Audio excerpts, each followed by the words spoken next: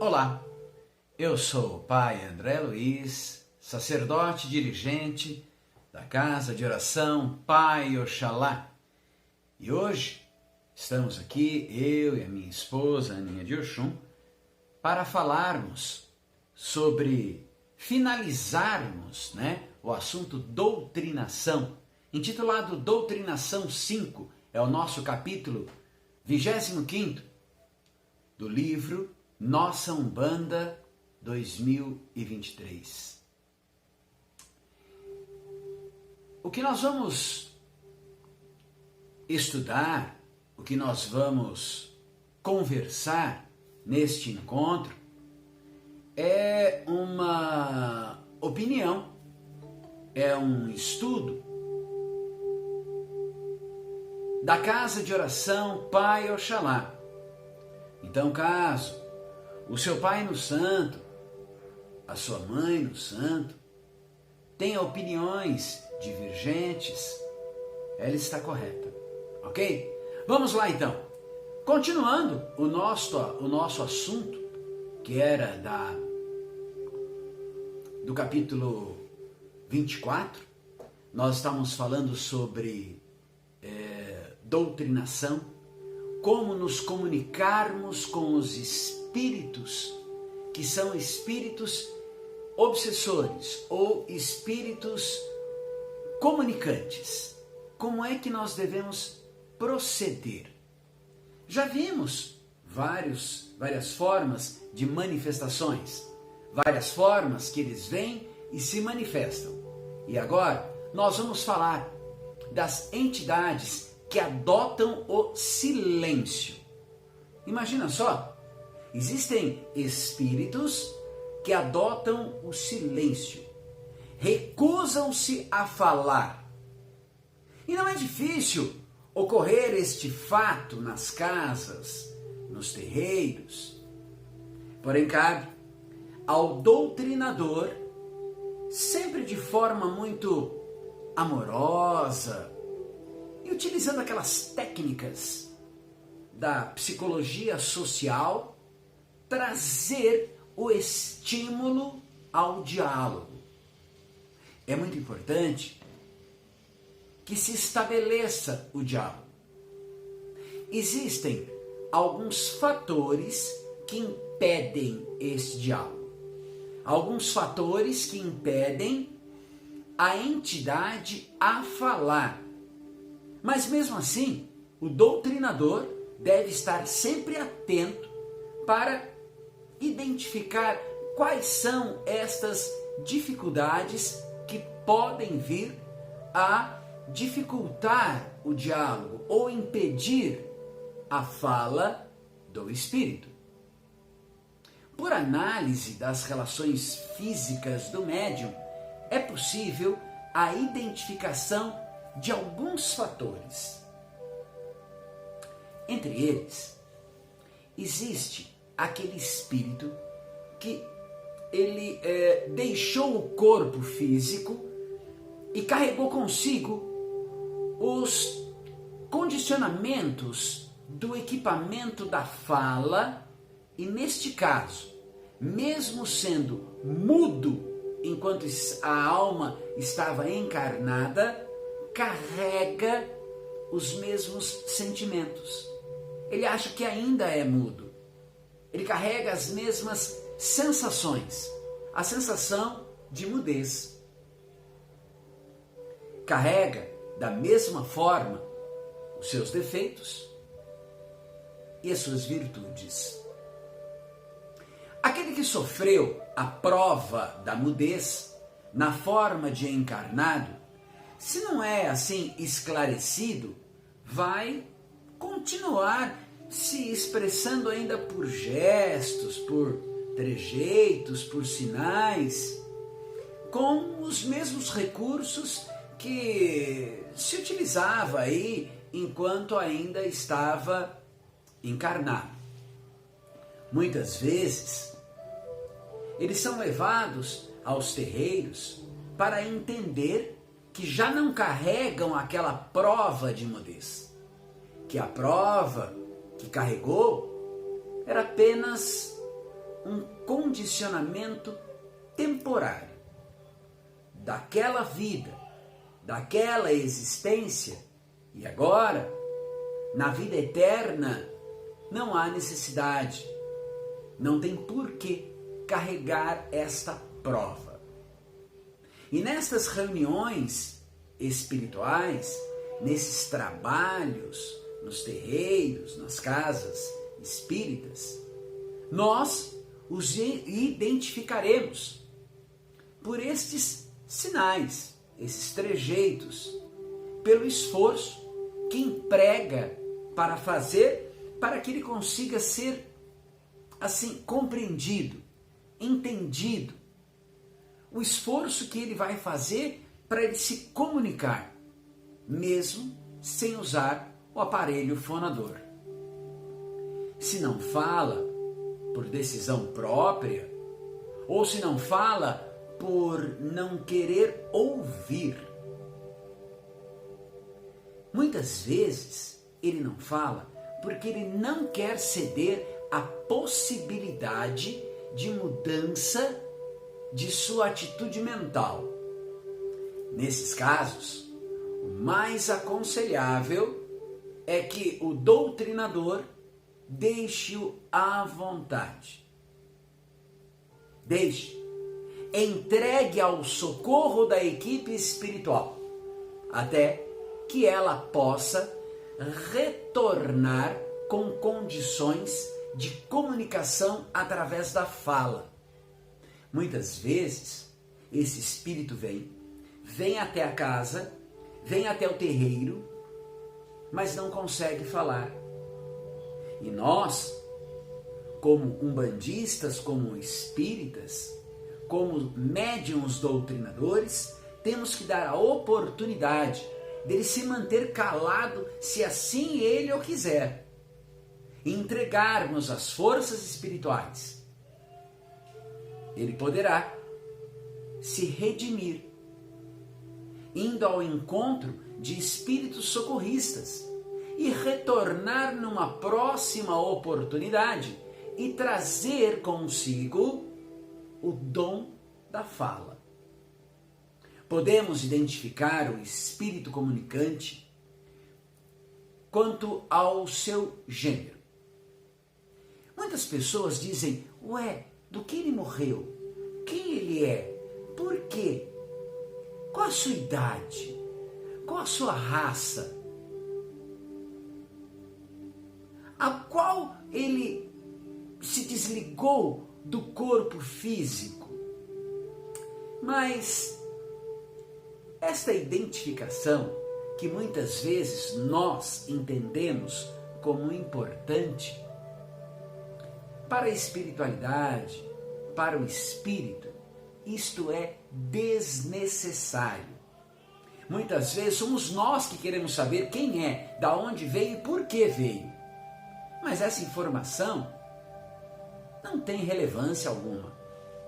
A prática da caridade dispensa qualquer preocupação de ordem secundária, mas existe uma necessidade intrínseca do doutrinador e, assim, dos outros participantes da sessão em saber de onde vem aquele espírito, a que vem, a quem ou é.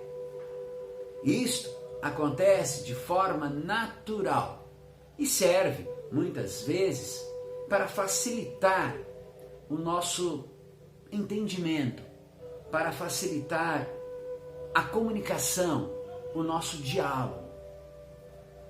O doutrinador deve ficar atento à linguagem do comunicante, que logo o reconhecerá. Se trata de homem ou de mulher? Se trata de um jovem, de uma criança, de um velho?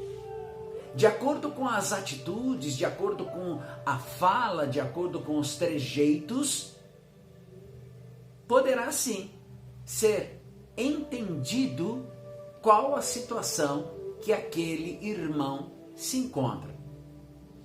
O espírito, ele deve ele pode trazer sinais de cansaço.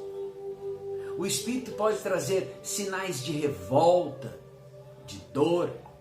Muitas vezes ele aponta parte do corpo, aquele corpo que se encontra em dificuldade, se encontra com dor, aquela parte que está mais abalada, e ele aponta muitas vezes para o corpo do médium ali instrumentalizado. E é assim, com um pouco mais de atenção, o dirigente do diálogo vai recolhendo do próprio espírito um aglomerado, um conjunto de informações que permitem a identificação daquele irmão. Mas é fácil fazer isso? No início não. No início é muito difícil. No início existe até um ato de curiosidade, mas só a vivência do trabalho de doutrinação que vai habilitando o doutrinador para toda essa compreensão, para todo este entendimento. Falamos muito em condições morais dos médiuns de forma geral. Seja ele um condutor de transporte, o que nós conhecemos como médium de transporte, né?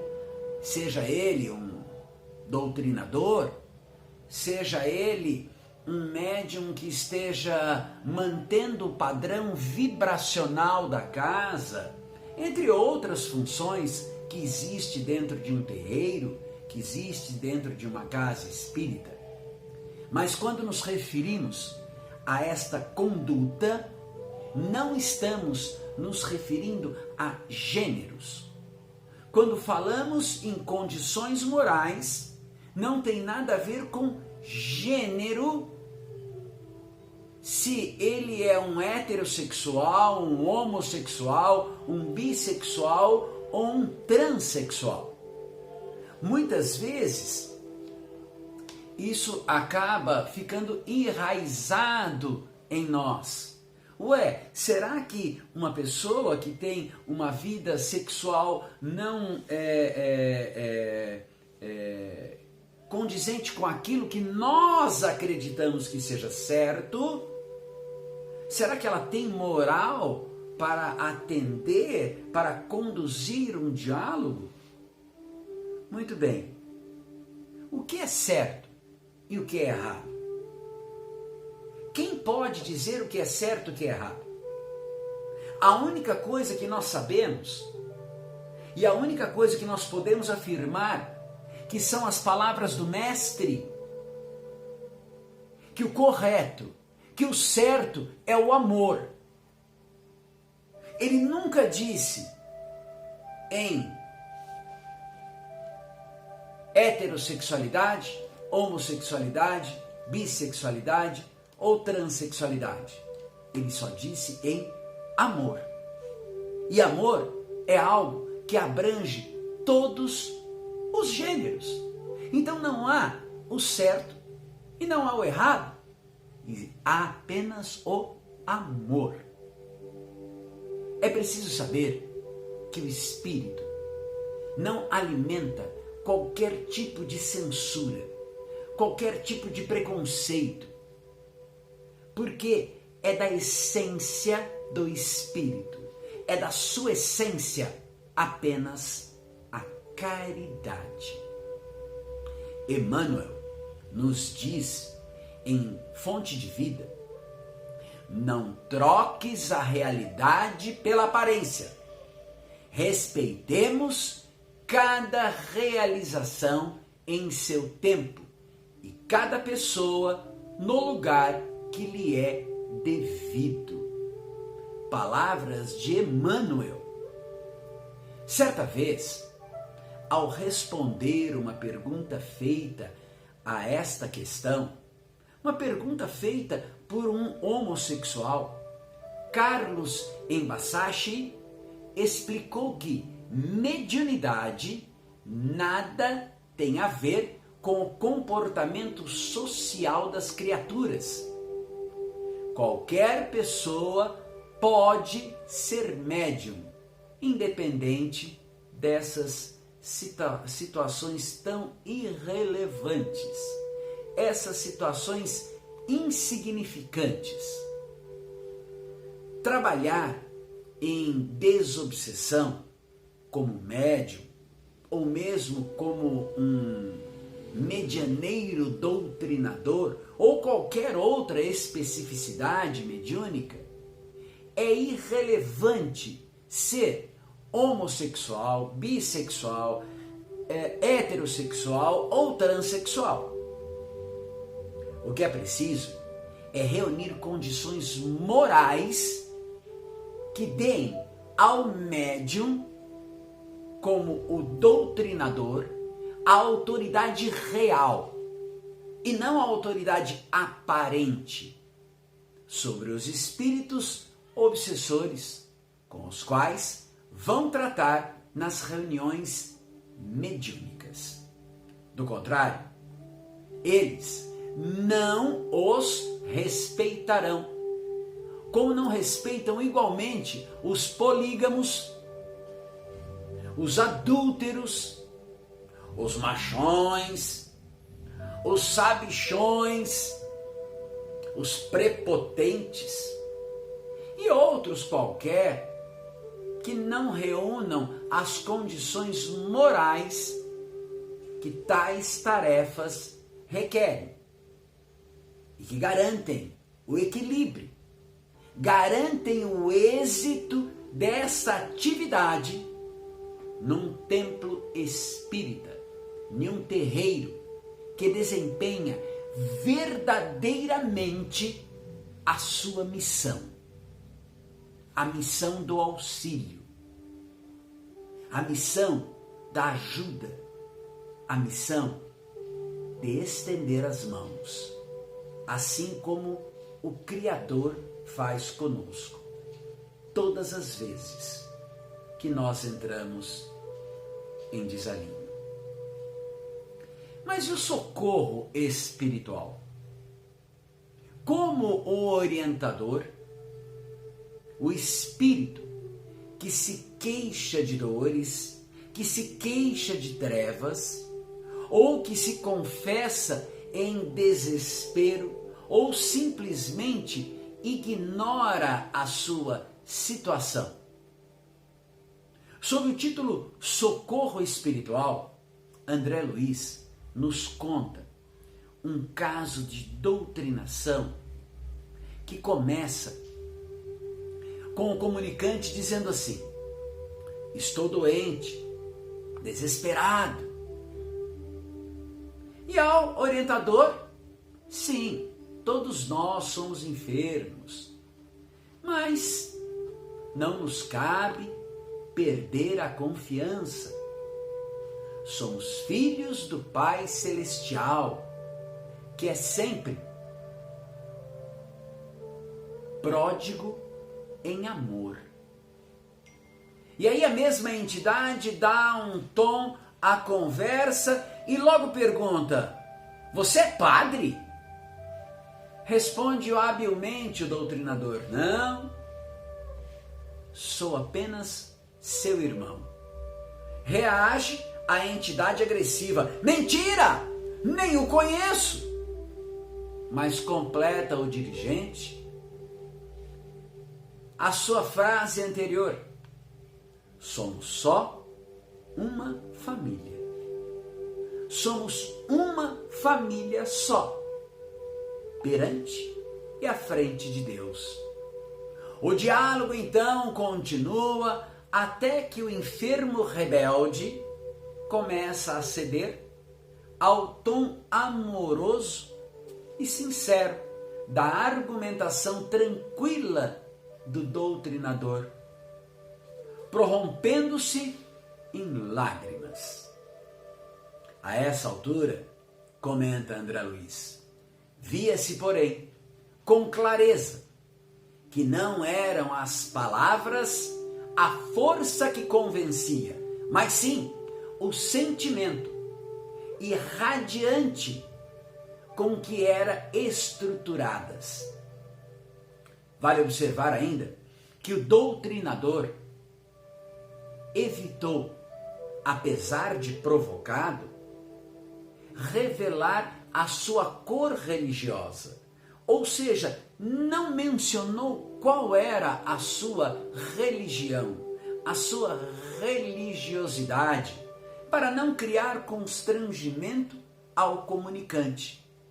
Muitas vezes, o comunicante chega a uma casa espírita, a um terreiro, sem sequer saber que ali é um terreiro, que ali é uma casa espírita. Ele vem apenas em busca de um auxílio. Muitas vezes, e nós já presenciamos situações aonde o espírito comunicante não aceita estar sendo direcionado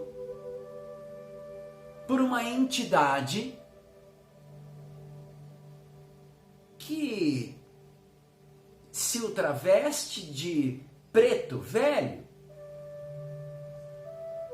Nós já vimos casos aonde esses comunicantes só se comunicam se for com um sacerdote da religião católica apostólica romana. Ele só conversa, só se confessa se for com um padre. Então, não há por que revelar a cor religiosa.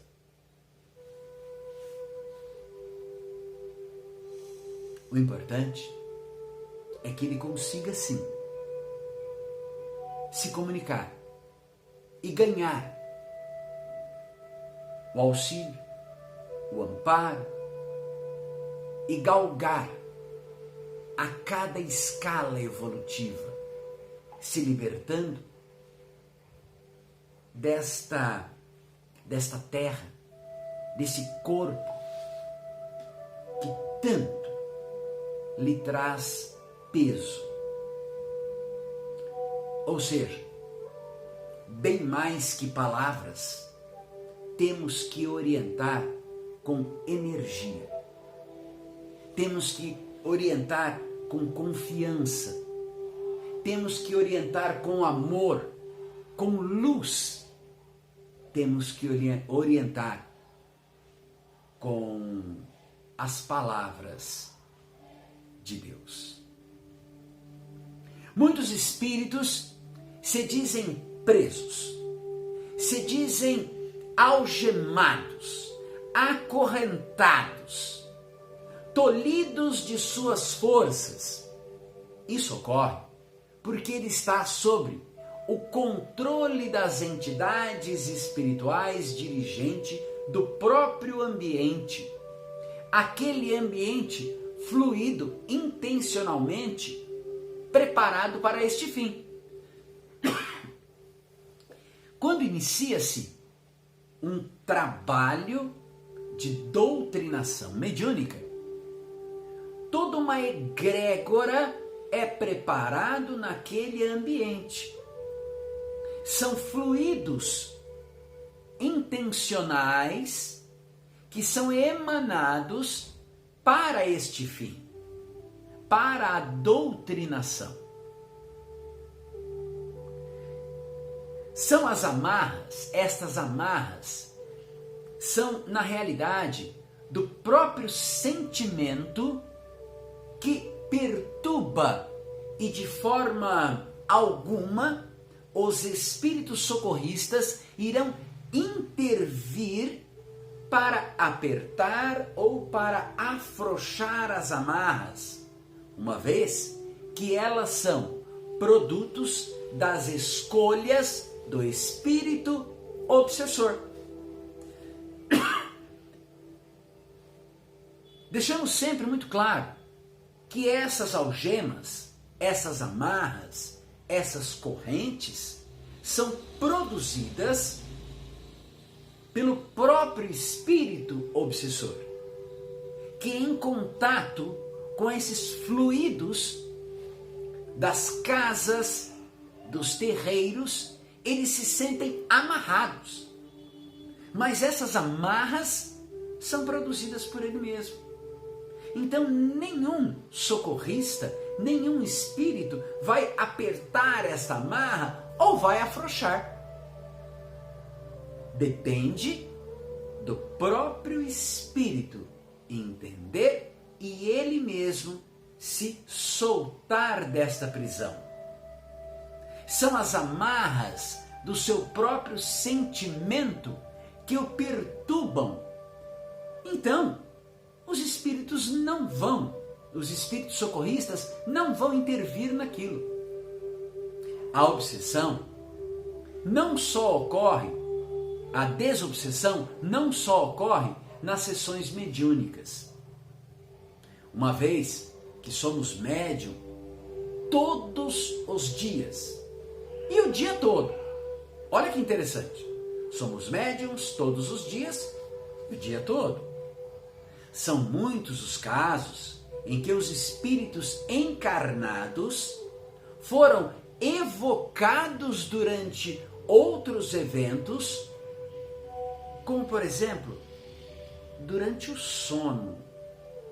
Quantas vezes já acordamos e falamos, nossa, parece que eu estou cansado, parece que eu trabalhei a noite inteira, o dia inteiro.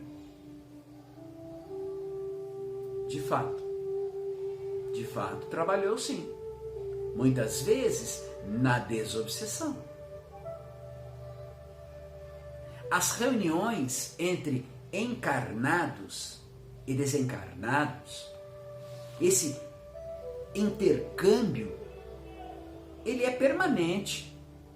E é um dos fundamentos básicos do próprio Espiritismo. Afinal de contas, estamos rodeados o tempo todo por irmãos que não conseguimos enxergar. Porém, eles sim nos veem. Eles nos enxergam. Além disso, somos todos nós encarnados alvos de longas e insistentes doutrinações durante todo o nosso sono, pelos espíritos que se interessam por nós. Enquanto estamos dormindo, enquanto estamos no nosso repouso carnal, o nosso espírito ou está trabalhando em prol de ajudar alguém, ou está recebendo ensinamentos, sendo doutrinado. Olha que coisa maravilhosa. Então, o nosso corpo físico, sim, está em estado de sonolência, mas o nosso corpo etéreo, em hipótese alguma, ele não precisa dormir, muito pelo contrário, ele está sempre trabalhando. Somos encarnados e não gozamos do mesmo grau de liberdade dos desencarnados, por estarmos assim, sob uma influência pesada da matéria. Sendo assim, necessitamos deste momento, necessitamos deste desdobramento ao atingir o sono no corpo físico.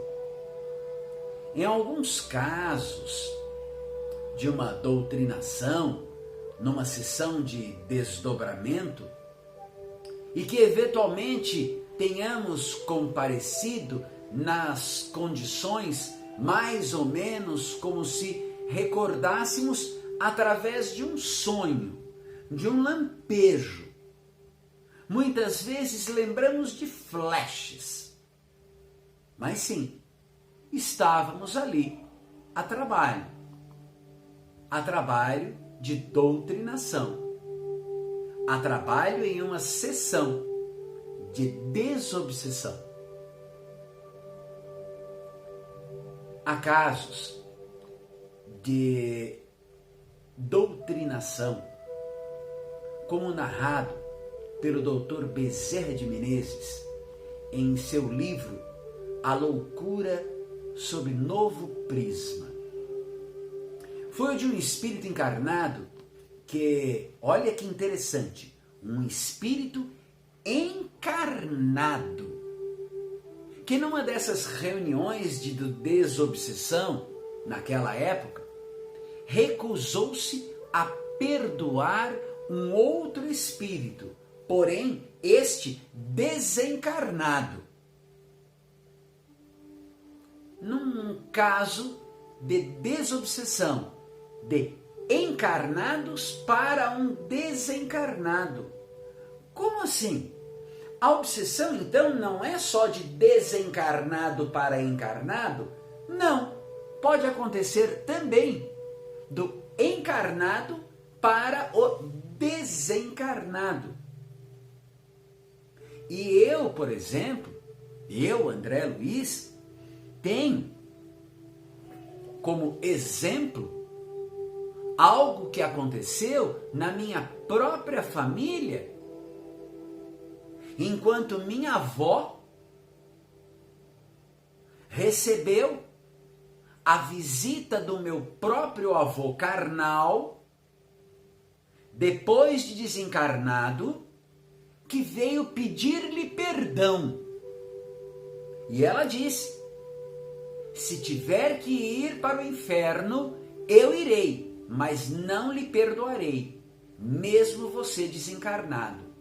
Ou seja, isto é uma prática de obsessão de um encarnado para um desencarnado, aonde não há o perdão. Olha que interessante. E diz Bezerra de Menezes que isto não é um fato difícil de acontecer. A doutrinação não se destina exclusivamente aos obsessores e obsidiados. Alexandre, um dos mentores citados por André Luiz, nos ensina, referindo-se à participação dos colaboradores terrenos nos programas de assistência espiritual. Diz assim: valemo-nos do concurso de médiuns e doutrinadores humanos, não só para facilitar a solução desejada, senão também para proporcionar ensinamentos vivos aos companheiros envolvidos na carne, despertando-lhes o coração para a espiritualidade. Olha que lindo! A todo momento estamos aprendendo. A todo momento estamos sendo doutrinados, ensinados a amar, ajudando as entidades em desequilíbrio, ajudarão a si mesmo. Doutrinando, acabarão igualmente doutrinados. Alguns médiuns passam mal e não colaboram para o desligamento da entidade comunicante.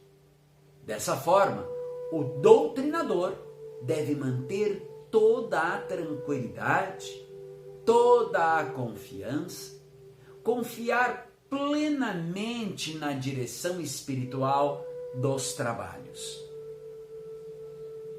Muitas vezes, encerra-se a sessão mediúnica e o médium ainda se sente mal, ainda carrega aquelas mazelas consigo.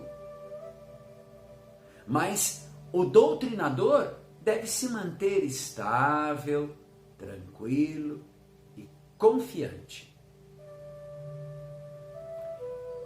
O médium, ele deve estar devidamente orientado, que não deve ceder ao descontrole da entidade comunicante, dominando qualquer sugestão, principalmente de medo, sugestão de modo a não criar resistência que provoquem assim engolir, tragar, absorver, encher-se com elementos energéticos e de mal-estar.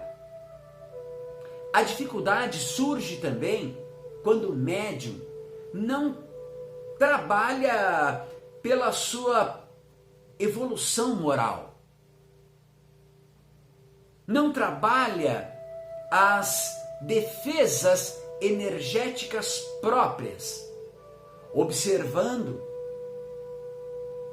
e pesada a carga fluídica do obsessor. O médium tem que aprender a trabalhar com isso. Aquele peso, aquele fardo não lhe pertence. Lhe pertence ao espírito obsessor. É uma carga fluídica dele. E ao desacoplar, ele deve levar tudo que lhe pertence, deixando o médium com aquilo que lhe é seu, apenas o que lhe é seu. Não deverá também o médium entregar-se totalmente ao trabalho, a esse envolvimento, a ponto de permitir a exacerbação nervosa ou assumir comportamentos equivalentes de deseducação mediúnica, como se ele tivesse desaprendido a ser médium. Observaremos médiums que sentem a presença da entidade, mas não completa o transe porque ele bloqueia a comunicação, cabendo assim ao doutrinador orientar o medianeiro sensitivo, orientar o médium para não resistir à onda mental que o alcança, ainda que acompanhada de fortes emoções e sensações desconfortantes. Estas sensações procedem dos espíritos e deverão ser canalizadas sem bloqueio, porém com atenção, com equilíbrio e principalmente com disciplina. Terminou a acoplagem, terminou a sessão, cada um é responsável pelo seu sentimento. O médium, o medianeiro, ficará apenas com as suas sensações. E o espírito que está sendo ouvido deverá carregar consigo tudo aquilo que lhe pertence. Todas as suas dores, todas as suas arguras, não deixando nada para o médium medianeiro. Com a prática e a dedicação, o medianeiro sensitivo, lentamente, com o passar do tempo, ele vai percebendo com facilidade o momento em que se processa a adesão do comunicante ao seu campo psíquico. Isto é, o instante em que se dá a ligação efetiva com o comunicante, consolidando a sintonia, ocasionando a acoplagem. Quando a educação mediúnica é deficiente, ou quando a educação mediúnica é viciosa, o intercâmbio é dificultado, faltando liberdade e segurança. O médium reage à exteriorização perispirítica. Para quem não sabe o que é isso, é um invólucro, um envoltório semimaterial que nós chamamos de corpo fluídico ou corpo etéreo. Então, dificulta o desligamento que quase sempre intervém na comunicação, truncando essa comunicação, deixando ela deficitária, difícil. Isso é o que nos informa a coleção mediúnica Estudos e Cursos do Centro Espírita Allan Kardec, de Campinas, São Paulo, em seu curso. Outro motivo que pode levar o médium a manter as sensações ainda do espírito comunicador é a rebeldia e a desobediência. Como deve o dirigente do grupo encarar o médium rebelde que não aceita críticas, discorda sempre das orientações, da direção, do dirigente das sessões, não aceita as orientações do dirigente da casa, do Pai no Santo? Olha só, o terreiro ou uma casa doutrinária não é o local para rebeldia. Uma vez que nós ingressamos nela com o objetivo firme de lutar contra as nossas próprias imperfeições, assimilando e vivenciando as diretrizes do Evangelho renovador. Renovar as nossas forças, renovar as nossas imperfeições, fazendo que elas se tornem perfeições, entendendo e aceitando críticas, pois só assim estaremos e seremos renovados através da evangelização, através da doutrina. Os espíritos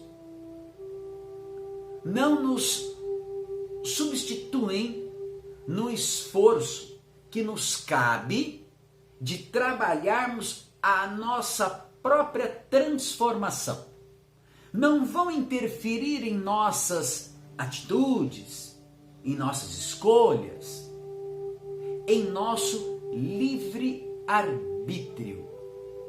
Somos nós os únicos responsáveis em vencer vícios antigos e conquistar virtudes, inclusive a humildade. Eles nos ajudam. Os espíritos nos inspiram, nos falam pelos escaninhos da consciência. E para quem não sabe o que são os escaninhos da consciência, são aqueles arquivos que estão lá guardadinhos na nossa cabeça, mas deixam que encaminhemos ao encontro da própria dor quando nos revelamos rebeldes ou recusamos as suas orientações. Quando um espírito passa uma orientação, cabe a nós decidirmos se vamos seguir ou não. Porém, temos que ter ciência, consciência e estarmos prontos para assumirmos tudo que advém. Ou seja, ônus e bônus. Somos nós os responsáveis pelos bônus e pelos ônus.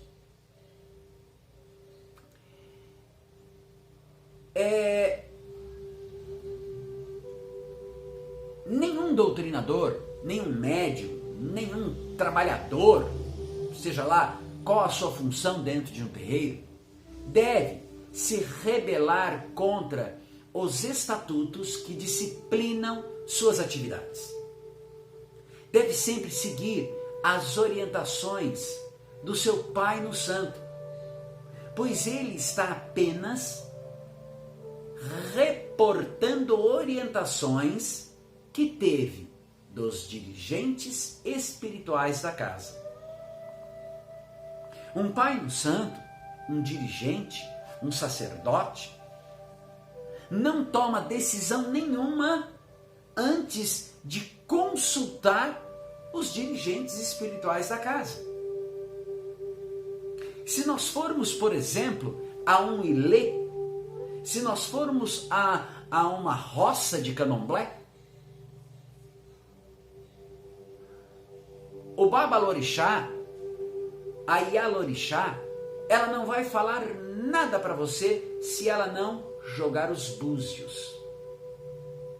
O búzio é um oráculo do candomblé, por sinal que é o mais antigo que nós conhecemos. Mas este dirigente de casa de axé, de um ilê, sim, ele também vai consultar o dirigente espiritual através dos búzios. Já na Umbanda, não se usa esse oráculo. A Umbanda não tem oráculo. Não usamos búzios, mas nos comunicamos através de conexões com os dirigentes espirituais. E são a eles que nós nos reportamos, e são a eles que nós nos dirigimos quando temos alguma dúvida. E são eles que orientam no tocante às ações das casas regidas pelo Pai no Santo.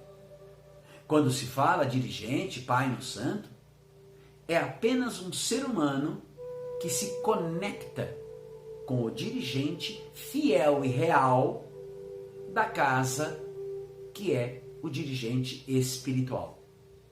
Em qualquer um dos casos que nós vimos anteriormente, é aconselhável que o trabalhador se afaste temporariamente das tarefas mediúnicas e se submeta, inclusive, a tratamentos espirituais, pois é provável que este irmão, que este médium, esteja sob o assédio de inteligências invisíveis empenhadas em desestruturar o grupo e prejudicar o trabalho do socorro espiritual. No livro Ação e Reação, um instrutor esclarece, e a André Luiz, sob um grupo de espíritos não admitidos em um templo espiritual. E diz ele, nossa instituição permanece de braços abertos à provação e ao sofrimento, mas não à rebeldia e desrespeito. Uma casa que passa por sessões e admite rebeldia e desrespeito, certamente vai entrar em estado de sofrência, junto com o médium desrespeitador, junto com o médium rebelde. O médium não deve participar como esclarecedor de manifestações fora de seu terreiro ou de seu centro espírita. Então, o médium, ele é médium 24 horas por dia, mas ele deve praticar atos de desobsessão em qualquer lugar, a qualquer momento? Não, isto não pode acontecer. Isso não é brincadeira, isso é uma coisa muito séria. fora dos terreiros, dos centros espíritas, não se pode trabalhar este tipo de doutrina, excluindo-se, é claro, as situações de emergência, que poderão levar eventualmente um médium doutrinador a ter que dialogar com um espírito que se apossou de um médium, e neste caso só se apossará do médium se ele estiver enfermo ou invigilante, em local impróprio e horário inoportuno. Quantas e quantas vezes nos deparamos com cenas degradantes que são postadas nas redes sociais, em bares, botecos, aonde as pessoas são tomadas por entidades que se dizem espíritos, muitas vezes de luz ou não, muitas vezes até se ultravestindo de espíritos da esquerda, como Exus e Pombagiras, se comportando de forma absurda, de forma errônea, em locais inadequados, impróprios, bares, na rua. O que é isso? Isto é uma falta de vigilância do médium. Afinal de contas, aquele local é impróprio, é inóspito. Aquele local é inoportuno. O médium doutrinador, esclarecedor, deve se resguardar de qualquer envolvimento com manifestações desta ordem, fora do ambiente próprio. Deve se resguardar destas manifestações fora de um terreiro ou de uma casa espírita. Sabe por quê?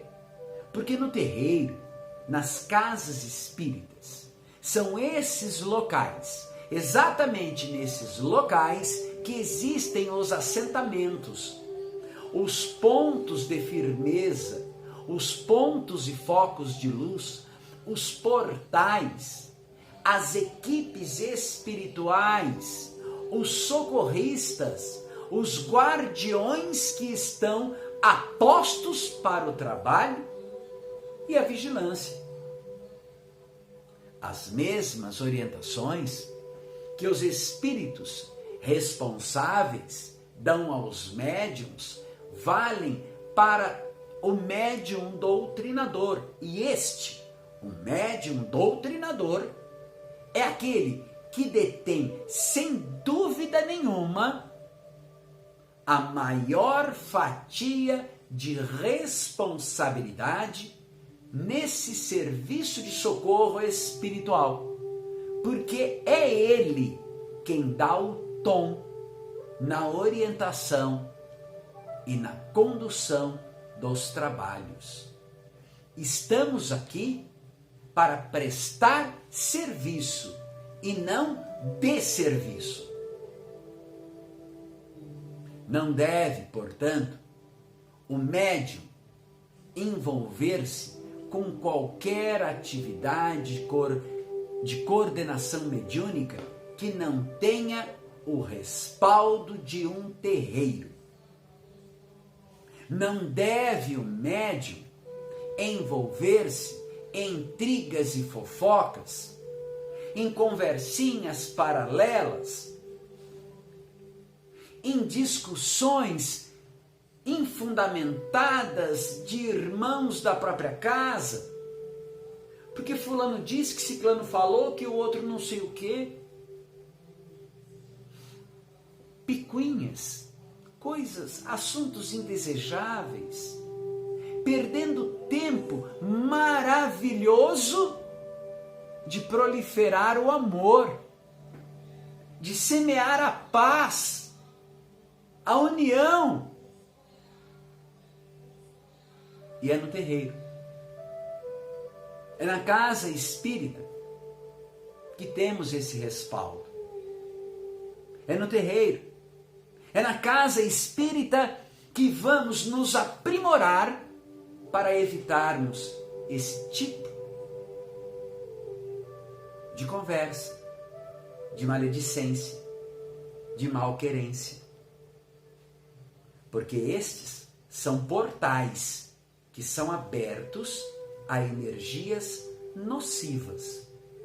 E no terreiro aprendemos a nos defender dessas energias nocivas. O terreiro tem que ser uma instituição responsável. Sabem por quê, meus irmãos? Por uma coisa que eu sempre digo em todos os nossos encontros, quando terminamos para fechar com chave de ouro. A Umbanda é assunto sério para pessoas sérias. Fiquem na paz de Oxalá. Estaremos na próxima semana com mais um assunto muito interessante para nós podermos debater. Axé, meus irmãos.